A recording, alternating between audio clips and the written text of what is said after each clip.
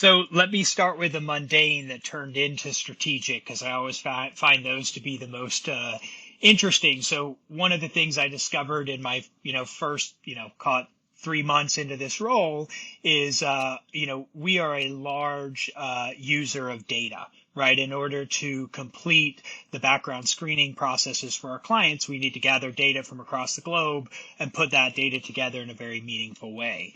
What I came to find out is that the process for ensuring that we were paying for the proper data that we were using was, very antiquated and manual, right? So this invoice review process related to a significant amount of cost was just a really manual process. So I went into it and I thought, okay, how can I, automate this? Because this is not where I want my finance team spending their time reconciling invoices. So the thought was we've got API integrations with all of these data providers, and that's why we're able to deliver most of our criminal background checks in the U.S. in less than a day because of this technology. So I said, okay, let me use this technology to actually add some data fields so that I can do automatic reconciliation using RPA.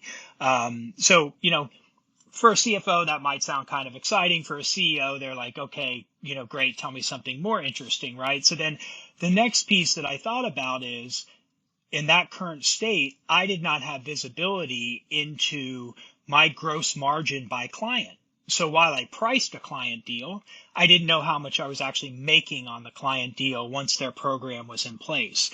So the other thing that I did was, in the API integration with the data providers, is I tagged the actual client in that API, and then I created the automation on the back end so that I was able to not only, say, hundreds of hours in invoice reconciliation that's a totally non-value added activity to an organization, but I was also able to create client level P&Ls that now I can sit down with my business leaders and have a conversation around, we priced a client at X and they're operating at Y. That can either be positive or negative.